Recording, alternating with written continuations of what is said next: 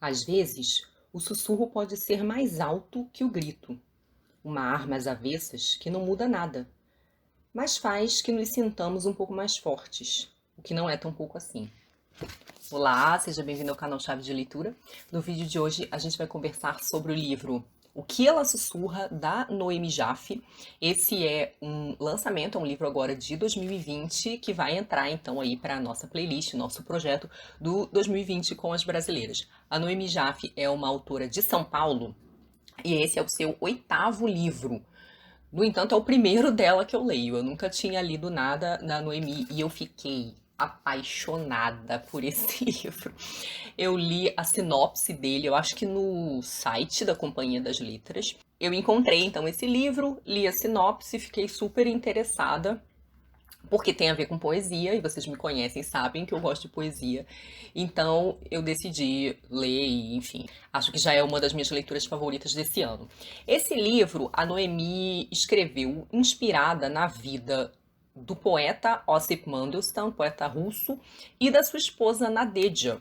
Não sei se eu estou falando o nome deles certo, provavelmente não estou falando o nome de nenhum dos dois corretamente. Mas essa história do Ossip ficou um pouco conhecida porque ele era opositor do regime stalinista. Ele, em princípio, na juventude, e, enfim, próximo à consolidação do regime, era simpático ao bolchevismo. Ele, a Nadeja, e, enfim, outros poetas que acabaram em situação parecida com a dele. Acontece que ele era bastante crítico da censura artística e do controle rígido em relação ao que podia ser feito em termos de arte na Rússia, né? Visto que várias coisas passaram a ser consideradas burguesas. E o Ossip tinha um pouco aquele espírito insubordinado e pensou, cara, eu vou escrever o que eu quiser, entendeu? E passou, dentre outras coisas, porque com o tempo eles começam a perceber os abusos do Stalin e do regime. Então, dentre outras coisas, a sua grande oposição tinha a ver com a censura artística. O Ossip tinha uma característica interessante, ele memorizava os poemas e os escrevia de cabeça, e a Nadeja tinha por hábito ela escrever, então ele ia compondo ao longo dos dias e ela que ia escrevendo. E ele compôs de cabeça um poema satirizando o Stalin. E ele declamou esse poema numa reunião de amigos, inclusive o Boris Pasternak, que depois ficou arrancando os cabelos, né? Porque você declamou esse poema para mim? E esse poema acabou causando a perseguição do Ossip. O Ossip foi preso algumas vezes, a casa deles foi revistada várias vezes, eles foram impedidos de morar em Moscou ou próximo de qualquer metrópole, grande cidade, eles tinham que morar afastados. E ele acaba, então, morrendo muito doente, famélico e meio enlouquecido, a caminho de um campo de trabalhos forçados. E a história que a Noemi decide contar é baseada nos livros de memórias escritos pela Nadeja. Porque a Nadeja sobrevive, né, ao regime, de uma certa forma, e ao Ossip, e ela decide que ela vai sussurrar durante todos os dias em que ela conseguir viver os poemas dele, para que eles não sejam esquecidos, para ela ir memorizando, não esquecê-los com o passar do tempo. E ela faz isso pensando no futuro, sem saber o que vai acontecer com a Rússia, com o Stalin, com a União Soviética, com ela mesma, com a esperança de que eles sejam publicados. O que efetivamente aconteceu. E essa história ficou muito conhecida. O Ossip é considerado um dos grandes poetas russos, junto com a Anna Akhmatova, que era amiga deles, e inclusive ela faz parte desse livro. Ela estava presente na hora que ele foi preso. Anna Akhmatova é uma poeta que eu recomendo, eu gosto bastante dela. Então o que a Noemi faz nesse romance é ficcionalizar a vida da Nadeja com base nesses 2 livros de memória que ela escreveu. E o livro? Assim, o livro é muito impressionante por várias questões. Ele tem um primeiro capítulo que é super poético, onde ela vai tentando explicar por que ela sussurrava esses poemas, e ela dá a entender que ela precisava memorizar e manter esses poemas pela própria beleza dos poemas. Ela admirava muito o Óssip e a poesia dele. Esses poemas, eles têm uma beleza e uma importância para ela que eles se tornam quase a sua religião, assim. Ela também compartilha, de certo modo, dessa liberdade espiritual que o Óssip tinha e que era até muito corajosa. Por exemplo, ela comenta sobre como, mesmo sabendo, sendo seguidos, perseguidos, eles viam as pessoas que estavam seguindo e espionando eles.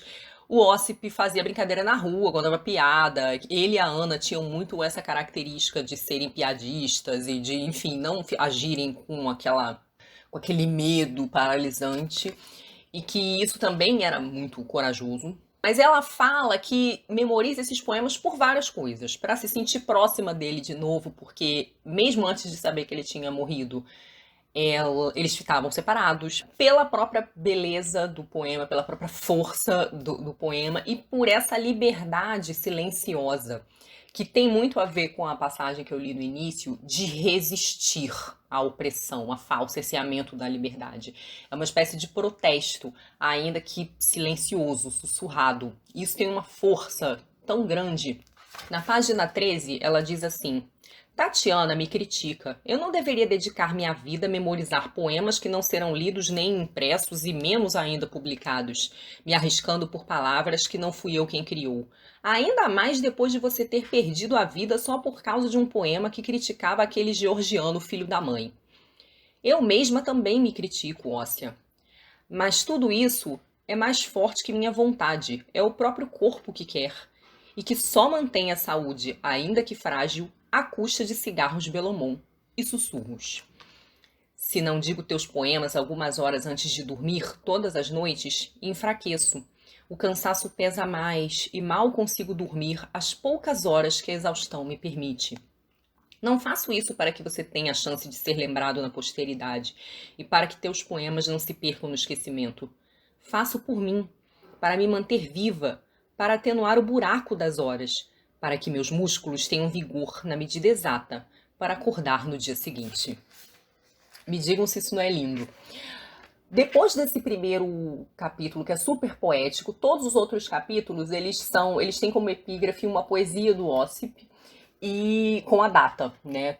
Que eu imagino que seja a data em que ela foi escrita. E a Noemi faz uma coisa interessante porque ela pega os versos do Óssip e mistura com o relato da vida da Nadejda. Então, eu me lembro que tem um determinado momento, a gente às vezes vai percebendo isso depois, eu em particular, que não conhecia a poesia do Óssip. Tem um momento que ela fala da sua solidão, do seu cansaço, né? Porque ela vai viver a solidão, o cansaço, a perseguição, a pobreza. E ela fala assim: às vezes sinto que peço esmola para minha sombra. E eu achei essa imagem muito impactante. Mais adiante, numa dessas epígrafes, eu descubro que esse é um verso do Óssip. Esse é só um exemplo, mas a gente vai percebendo que ela vai usando as próprias imagens da poesia do Óssip, que é uma poesia muito livre, é uma poesia que faz essas associações imagéticas muito livres, muito originais, inusitadas. Esse processo do romance, do discurso da Nadejda sobre a sua vida, sobre seu período dessa dificuldade, com ou sem o Óssip junto, ele adquire o próprio contorno estilístico da liberdade da poesia do Óssip. A liberdade que ela não pode ter na vida, porque ela está sendo espionada, a casa dela é sempre revistada, ela é sempre interrogada. Ela não pode escrever os poemas, ninguém pode escrever os poemas do Óssip. Passa a ser um risco muito grande. Ela fala o tempo todo sobre isso. As pessoas não podem ter os poemas dele por escrito, porque você automaticamente se torna um suspeito. E então essa liberdade que ela não pode ter na vida é quase como se ela a tivesse no seu processo de contar a sua própria história, com esses versos também super livres e ousados do Óssip. Ao longo do romance, então, essa Nadejda personagem vai falar sobre as dificuldades que é viver na União Soviética nesse período, especialmente quando se é persona non grata, né? Então, uma coisa, ela vai falar muito sobre como muita gente que você conhece se torna espião. vai falar também sobre como muitos desses espiões não sabem disfarçar e muitos deles o fazem por medo, e ela começa uma série de reflexões interessantíssimas de ordem moral, por causa do comportamento dessas pessoas que ficam com medo e que fazem coisas horríveis, entregam pessoas porque elas têm medo, porque elas querem garantir uma casa um pouco mais confortável ou porque elas não querem morrer. E ela vai contrastar a postura tanto dessas pessoas que se tornam espiões como de pessoas que são presas para serem interrogadas e não cedem, né? Pessoas que seguem íntegras com uma força, porque é uma coisa realmente muito difícil quando se está sendo torturado, ameaçado, quando a família é ameaçada. E então ela começa a fazer essas reflexões morais sobre o que é o bem e o que é o mal. Que características eles têm? O que é o certo e o que é errado? E talvez a mais importante de todas, né, que é o que se deve fazer, contraposto ao que se quer fazer. Né? Então ela diz: liberdade nem sempre é fazer o que se quer, é fazer o que se deve. E, de certo modo, isso norteia a sua própria conduta, na medida em que ela resiste a se manter viva para manter a memória desses poemas. E ela faz isso, ela tira uma força, né? Porque ela vai comentando, é muito interessante a construção dessa personagem, porque ela vai falando sobre as fases, né? A fase de ter medo, a fase de desistir do medo, a fase de ficar indiferente à própria vida. Mas uma coisa que é muito presente nessa Nadejda, né? Ela fala que ela é dura como o diabo, ela é dura como uma pedra, e aí faz uma comparação com outro poema do Óssip, né? O Óssip teria dito alguma coisa assim, porque o primeiro livro de poesia dele se chamava Pedra, e o fim da vida dele tem a ver com um ato de carregar pedra. E ele teria dito assim: meu primeiro livro de poemas foi chamado Pedra, e o último também vai ser, né? Como se a última poesia dele fosse a vida dele mesmo. Então ela fica o tempo inteiro falando da sua própria dureza, né? Como ela é dura, como ela é chata, né? Como muitas vezes os amigos do Óssip a consideravam, assim, inconveniente. E de como muito do que ela resistiu parece ter sido na força da raiva mesmo, né? Aquela coisa do tipo: os que estão fazendo comigo estão errados, né? Esse ditador é um filho da puta. E de tirar força, sei lá da onde, né? Quando você tá totalmente espoliado, magro, faminto, com frio. Ela vai descrevendo muito, assim, as características desse regime, né? A pobreza, a precariedade, lugares onde ela viveu que as pessoas morriam na rua, pedir esmola, que era uma coisa muito comum. Ela viu, ela pediu também. Então toda essa dificuldade e as pequenas alegrias também. Ela também vai mostrar os pequenos atos de bondade, gentileza nesse contexto de perseguição e de desconfiança, né, onde as pessoas tinham muito medo de fazer o bem e se comprometerem, né, mas ainda assim o bem acontecia, algumas pessoas eram generosas. Então, em vários momentos, essa personagem vai falar assim do seu ressentimento, da sua raiva, do seu ódio com esse regime. Na página 28, ela diz assim: se poemas fossem capazes de mudar o mundo, não seriam poemas, mas máquinas. Sua força está em sua incapacidade, seu movimento instantâneo de dúvida, um deslocamento da pálpebra, uma ausência despercebida, que vem se instalar na alma de forma mais duradoura. Os vencedores sabem disso e por isso nos odeiam e nos temem, porque conhecem o perigo dos mínimos deslocamentos. Acho muito interessante isso que ela fala, né? Porque ela fala de uma certa forma desse poder que tem a ver com a complexidade, com a nuance e de como ele é mais efetivo quanto mais lento ele é, né? Ou de como ele vai ficando mais duradouro, né? De como a arte tem esse papel no imaginário de construir uma força que é a força interna. Eu lembrei o tempo inteiro de um livro que eu sempre cito, sempre que tenho oportunidade, que é o Em Busca de Sentido, do Viktor Frankl, quando ele fala da experiência como prisioneiro em um campo de concentração nazista. As diferentes maneiras que ele presenciou das pessoas, e é da dele mesmo, de sobreviver através de certas memórias, e de como muitas dessas memórias envolviam a arte. Então, como certas pessoas ficavam lembrando de uma determinada música, ou de um determinado livro, né, ou de uma determinada pessoa, enfim, de como era a riqueza espiritual que dava força para aquelas pessoas sobreviverem. E de uma certa forma me parece, quando ela fala da poesia, que ela tá falando disso também. Então, dessa coisa que você não assimila por imposição e por regra e por lei, que ela faz parte do seu imaginário, ela vai entrando lentamente, mas ela vai se impregnando ali mais profundamente e vira uma espécie de fonte de força. Quem fala um pouco sobre isso também é a Michelle Petit nos livros dela sobre a leitura, né, sobre como várias pessoas em situações difíceis, socioeconomicamente difíceis, familiares, de violência, de guerra, sobre como as leituras que elas faziam muitas vezes se tornavam essa fonte de uma força espiritual, né? De onde as pessoas tiravam inspiração, né? Tiravam motivação. E eu acho que é disso que a Nadeja está falando aqui. Na página 101 tem uma outra passagem que eu acho que dialoga bem com essa, dessa coisa dos pequenos deslocamentos, né? Do deslocamento sutil, que gera a dúvida, gera o questionamento em relação à situação em que se vive e que, de certo modo, parece ser mais duradouro. Ela vai dizer assim: talvez na Rússia nada seja tão sério quanto a poesia. Talvez Stalin temesse os poetas que amava tanto quanto nós o temíamos. Ele sabia que a poesia é capaz de penetrar na alma mais funda do mundo lentamente. E por isso, de forma mais arraigada que a política. Todos podem mudar de opinião sobre a política e os políticos tão rápido quando mudam de roupa. É só dar mais pão. Mas ninguém muda de opinião sobre um poema que ama. E todos leem poesia na Rússia, por toda parte e a toda hora.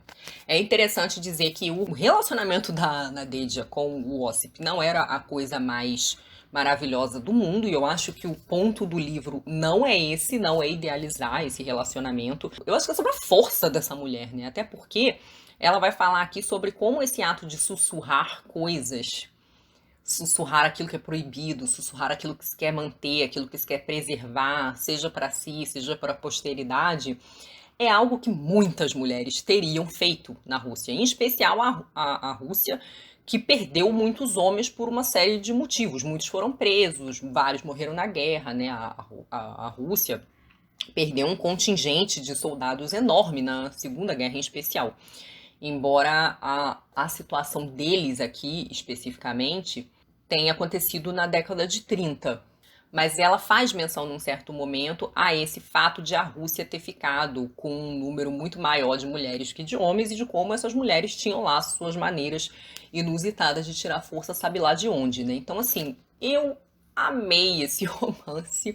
Não é um romance muito grande, é um romance de pouco mais de 150 páginas, mas eu acho muito interessante o que a Noemi faz aqui. De uma certa forma, ela ficcionaliza esse pedaço da história da Rússia de uma perspectiva específica, né? Então, desses artistas, desses poetas, ou da Nadeja ali, a proximidade com a poesia, uma mulher que tem nível superior, isso é uma coisa que ela vai falar também, pelo fato de que ela acaba tendo que fugir várias vezes e ela vai ter que trabalhar costurando, né, numa fábrica, e de como isso também fazia dá uma certa solidão, mas também uma certa surpresa pelo acolhimento junto a essas pessoas mais pobres com que ela teve que conviver depois da perseguição, né? Tanto camponeses como operários.